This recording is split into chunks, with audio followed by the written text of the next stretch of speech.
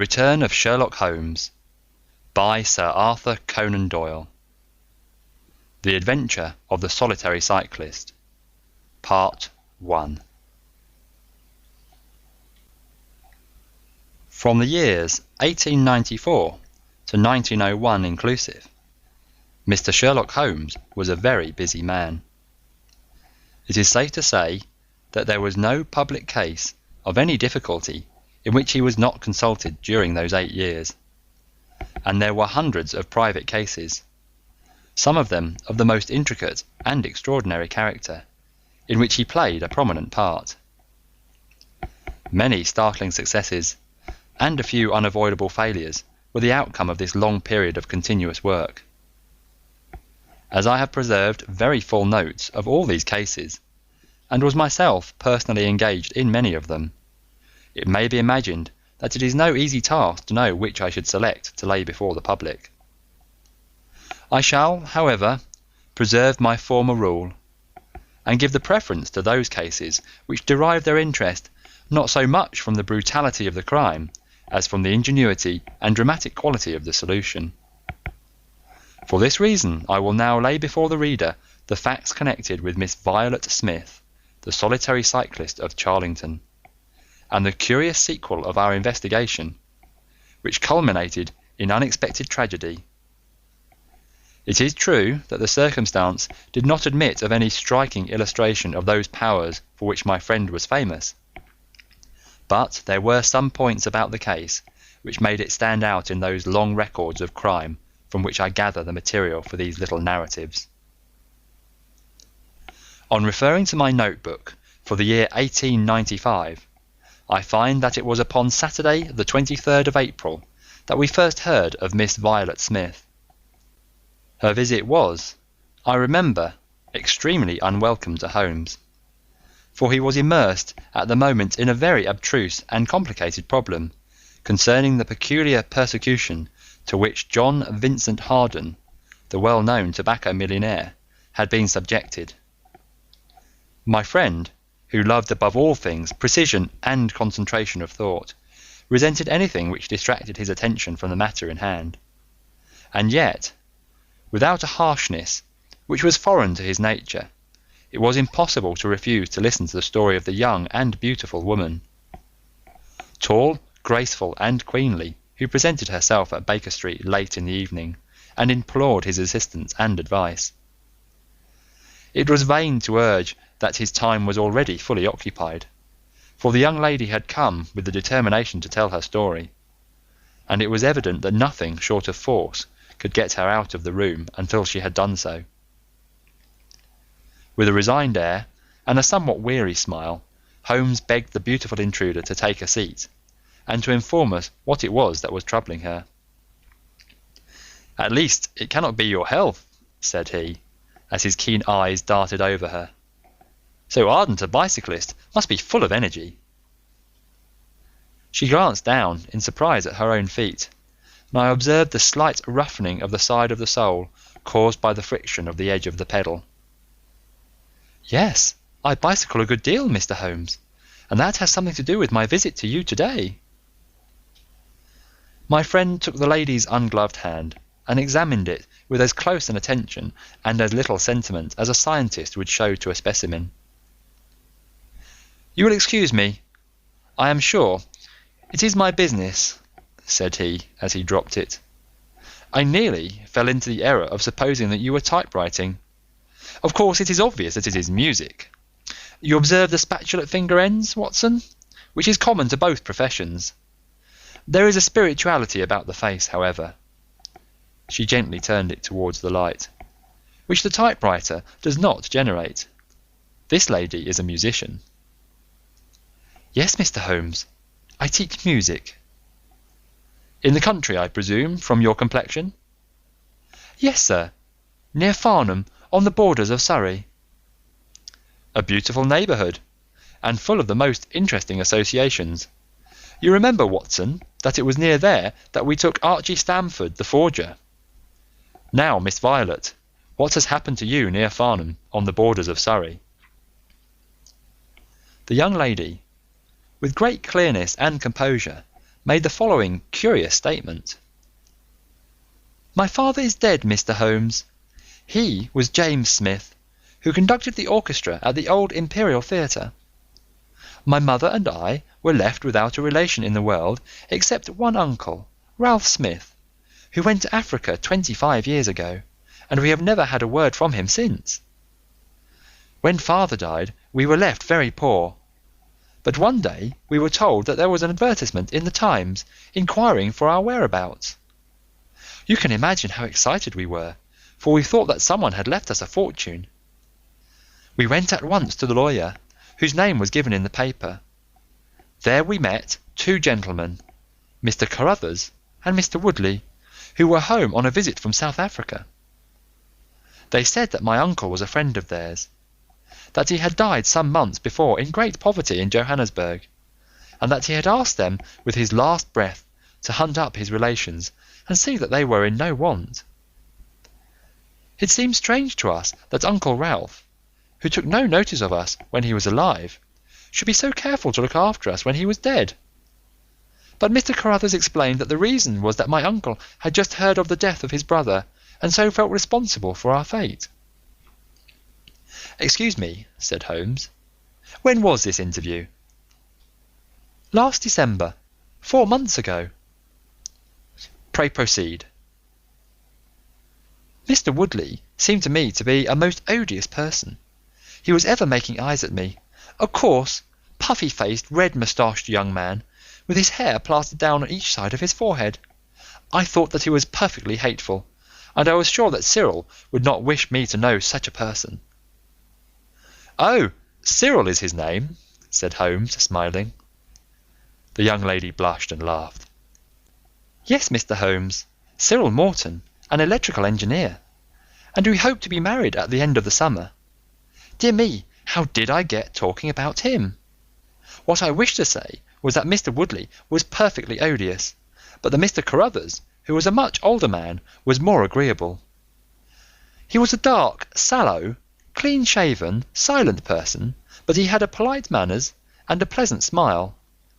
He inquired how we were left, and on finding that we were very poor, he suggested that I should come and teach music to his only daughter, aged 10.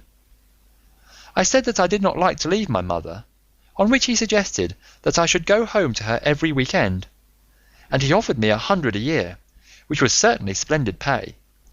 So I ended by accepting, and I went down to Chiltern Grange, about 6 miles from Farnham.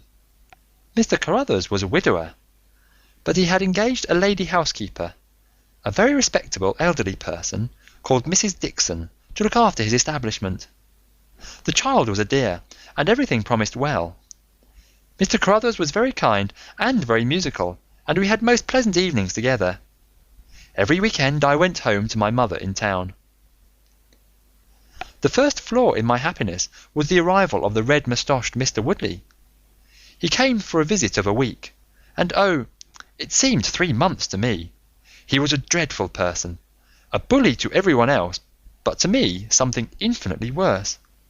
He made odious love to me, boasted of his wealth, said that if I married him I could have the finest diamonds in London, and finally, when I had nothing to do with him, he seized me in his arms one day after dinner. He was hideously strong, and swore that he would not let me go until I had kissed him. Mr. Carruthers came in and tore him from me, on which he turned upon his own host, knocking him down and cutting his face open. That was the end of his visit, as you can imagine. Mr. Carruthers apologised to me next day, and assured me that I should never be exposed to such an insult again. I have not seen Mr. Woodley since. And now, Mr. Holmes, I come at last to the special thing which has caused me to ask your advice today. You must know that every Saturday forenoon I ride on my bicycle to Farnham Station, in order to get the 12:22 to town.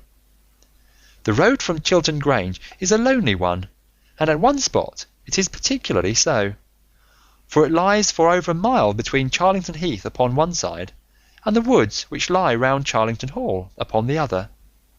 You could not find a more lonely tract of road anywhere, and it is quite rare to meet so much as a cart or a peasant until you reach the high road near Crooksbury Hill.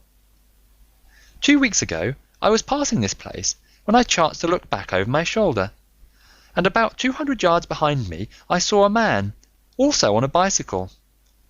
He seemed to be a middle-aged man, with a short dark beard. I looked back before I reached Farnham, but the man was gone, so I thought no more about it. But you can imagine how surprised I was, Mr. Holmes, when on my return on the Monday I saw the same man on the same stretch of road. My astonishment was increased when the incident occurred again, exactly as before, on the following Saturday and Monday. He always kept his distance and did not molest me in any way, but still it certainly was very odd. I mentioned it to Mr. Carruthers, who seemed interested in what I said, and told me that he had ordered a horse and trap, so that in future I should not pass over these lonely roads without some companion. The horse and trap were to have come this week, but for some reason they were not delivered, and again I had to cycle to the station. That was this morning. You can think that I looked out when I came to Charlington Heath, and there, sure enough, was the man, exactly as he had been 2 weeks before. He always kept so far from me that I could not clearly see his face, but it was certainly someone whom I did not know. He was dressed in a dark suit with a cloth cap. The only thing about his face that I could clearly see was the dark beard. Today I was not alarmed, but I was filled with curiosity, and I determined to find out who he was and what he wanted. I slowed down my machine, but he slowed down his. Then I stopped altogether, but he stopped also. Then I laid a trap for him. There was a sharp turning of the road, and I pedalled very quickly round this, and then I stopped and waited. I expected him to shoot round and pass me before he could stop, but he never appeared. Then I went back and looked round the corner. I could see a mile of road, but he was not on it. To make it the more extraordinary, there was no side road at this point down which he could have gone. Holmes chuckled and rubbed his hands. "This case certainly presents some features of its own," said he. "How much time elapsed between your turning the corner and your discovery that the road was clear?" 2 or 3 minutes. Then he could not have retreated down the road. And you say that there are no side roads? None. Then he certainly took a footpath, on one side or the other. He could not have been on the side of the heath, or I should have seen him. So, by the process of exclusion, we arrive at the fact that he made his way toward Charlington Hall, which, as I understand, is situated in its own grounds on one side of the road. Anything else? Nothing, Mr. Holmes, save that I was so perplexed that I felt I should not be happy until I had seen you and had your advice. Holmes sat in silence for some little time. "Where is the gentleman to whom you are engaged?" he asked at last. "He is in the Midland Electrical Company at Coventry." "He would not pay you a surprise visit?" "Oh, Mr. Holmes, as if I should not know him." "Have you had any other admirers?" "Several, before I knew Cyril." "And since?" "There was this dreadful man, Woodley, if you can call him an admirer." "No one else?" Our fair client seemed a little confused. "Who was he?" asked Holmes. "Oh, it may be a mere fancy of mine, but it had seemed to me sometimes that my employer, Mr. Carruthers, takes a great deal of interest in me. We are thrown rather together. I play his accompaniments in the evening. He has never said anything. He is a perfect gentleman, but a girl always knows." "Ha!" Holmes looked grave. "What does he do for a living?" "He is a rich man." "No carriages or horses?" "Well, at least he is fairly well to do, but he goes into the city 2 or 3 times a week. He is deeply interested in South African gold shares." "You will let me know any fresh developments, Miss Smith. I am very busy just now, but I will find time to make some inquiries into your case. In the meantime, take no step without letting me know. Goodbye, and I trust that we shall have nothing but good news from you." "It is part of the settled order of nature that such a girl should have followers," said Holmes. He pulled at his meditative pipe.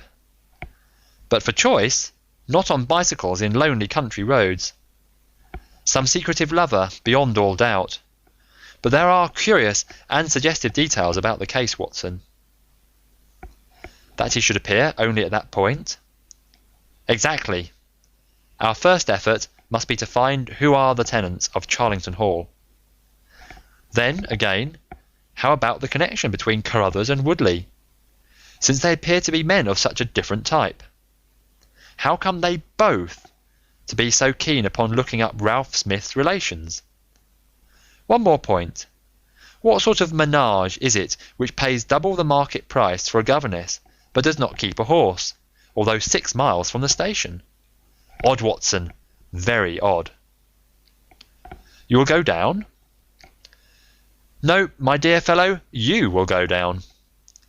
This may be some trifling intrigue, and I cannot break my other important research for the sake of it.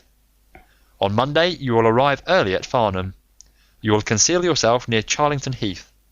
You will observe these facts for yourself, and act as your own judgment advises. Then, having inquired as to the occupants of the hall, you will come back to me and report. And now, Watson, not another word of the matter until we have a few solid stepping stones on which we may hope to get across to our solution." We had ascertained from the lady that she went down upon the Monday by the train which leaves Waterloo at 9:50. So I started early and caught the 9:13. At Farnham Station I had no difficulty in being directed to Charlington Heath. It was impossible to mistake the scene of the young lady's adventure, for the road runs between the open heath on one side and an old yew hedge upon the other, surrounding a park which is studded with magnificent trees. There was a main gateway of lichen-studded stone, each side pillar surmounted by mouldering heraldic emblems. But besides this central carriage drive, I observed several points where there were gaps in the hedge and paths leading through them. The house was invisible from the road, but the surroundings all spoke of gloom and decay. The heath was covered with golden patches of flowering gorse, gleaming magnificently in the light of the bright spring sunshine. Behind one of these clumps I took up my position, so as to command both the gateway of the hall and a long stretch of the road upon either side. It had been deserted when I left it, but now I saw a cyclist riding down it from the opposite direction to that in which I had come. He was clad in a dark suit, and I saw that he had a black beard. On reaching the end of the Charlington grounds, he sprang from his machine and led it through a gap in the hedge, disappearing from my view. A quarter of an hour passed, and then a second cyclist appeared. This time it was the young lady coming from the station. I saw her look about her as she came to the Charlington hedge. An instant later the man emerged from his hiding place, sprang upon his cycle and followed her. In all the broad landscape those were the only moving figures: the graceful girl sitting very straight upon her machine, and the man behind her bending low over his handlebar with a curiously furtive suggestion in every movement. She looked back at him and slowed her pace. He slowed also. She stopped. He at once stopped too, keeping 200 yards behind her. Her next movement was as unexpected as it was spirited. She suddenly whisked her wheels round and dashed straight at him. He was as quick as she, however, and darted off in desperate flight. Presently she came back up the road again, her head haughtily in the air, not deigning to take any further notice of her silent attendant. He had turned also, and still kept his distance until the curve of the road hid them from my sight. I remained in my hiding place, and it was well that I did so, for presently the man reappeared, cycling slowly back. He turned in at the hall gates and dismounted from his machine. For some minutes I could see him standing among the trees. His hands were raised, and he seemed to be settling his necktie. Then he mounted his cycle and rode away from me down the drive towards the hall. I ran across the heath and peered through the trees. Far away I could catch glimpses of the old grey building with its bristling Tudor chimneys, but the drive ran through a dense shrubbery and I saw no more of my man. However, it seemed to me that I had done a fairly good morning's work, and I walked back in high spirits to Farnham. The local house agent could tell me nothing about Charlington Hall, and referred me to a well-known firm in Pall Mall. There I halted on my way home, and met with courtesy from the representative. No, I could not have Charlington Hall for the summer. I was just too late. It had been let about a month ago. Mr. Williamson was the name of the tenant. He was a respectable elderly gentleman. The polite agent was afraid he could say no more, as the affairs of his clients were not matters which he could discuss. Mr. Sherlock Holmes listened with attention to the long report which I was able to present to him that evening, but it did not elicit that word of curt praise which I had hoped for, and should have valued. On the contrary, his austere face was even more severe than usual as he commented upon the things that I had done, and the things that I had not. "Your hiding place, my dear Watson, was very faulty. You should have been behind the hedge, then you would have had a close view of this interesting person. As it is, you are some hundreds of yards away, and can tell me even less than Miss Smith. She thinks she does not know the man. I am convinced she does. Why otherwise should he be so desperately anxious that she should not get so near him as to see his features? You describe him as bending over the handlebar. Concealment again, you see. You really have done remarkably badly. He returns to the house, and you want to find out who he is. You come to a London house agent." "What should I have done?" I cried, with some heat. "Gone to the nearest public house. That is the centre of country gossip. They would have told you every name from the master to the scullery maid. Williamson? It conveys nothing to my mind. If he is an elderly man, he is not this active cyclist who sprints away from that young lady's athletic pursuit. What have we gained by your expedition? The knowledge that the girl's story is true? I never doubted it. That there is a connection between the cyclist and the hall? I never doubted that either. That the hall is tenanted by Williamson? Who's the better for that? Well, well, my dear sir, don't look so depressed. We can do little more until next Saturday, and in the meantime I may make 1 or 2 inquiries myself." End of The Adventure of the Solitary Cyclist, Part 1.